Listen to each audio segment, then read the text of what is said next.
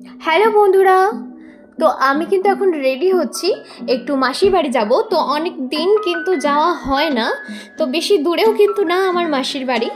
তো আমি কিন্তু এখন খোপা করছি, কারণ এত গরম। তা আমার চুল বাঁধা কিন্তু অলমোস্ট ডান, আর আমি কিন্তু একদম রেডি হয়ে গেছি। তো আমি কিন্তু বেরিয়ে পড়েছি মাসির বাড়ি যাওয়ার জন্য।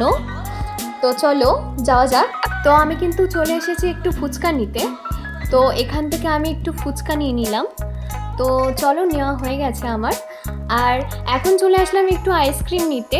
তো বেশি কিছু নিচ্ছি না, কারণ বাড়িতে দাদার বোন ছাড়া কেউই ছিল না। তো আমার কিন্তু আইসক্রিমটা নেওয়া হয়ে গেছে। তো এখন আমি চলে এসেছি মাসির বাড়ি। আর আমার বোনের টেডি বিয়ারের কালেকশানগুলো দেখো, কত পুরো খাট ভর্তি। আর এই বিড়ালটা দেখছো কত কিউট। আর এই টেডি বিয়ারটা দেখো, এটা কিন্তু আমার থেকেও বড়। তো এখানে কিন্তু আমি ফুচকা নিয়ে বসে গেছি। এই এতগুলো ফুচকা কিন্তু আমি একা খাইনি, সবাই মিলে খেয়েছি। তো এখন আমি আর আমার বোন দুজন মিলে একটু গল্পগুজব করব, কারণ বুঝতেই পারছো অনেক দিন পর আমাদের দেখা হয়েছে। মানে আমি অনেক দিন পর আমার মাসির বাড়ি এসেছি। আর ওর সবেই মাধ্যমিক পরীক্ষাটা শেষ হয়েছে, সেহেতু আমরা তো একটু গল্প করবই।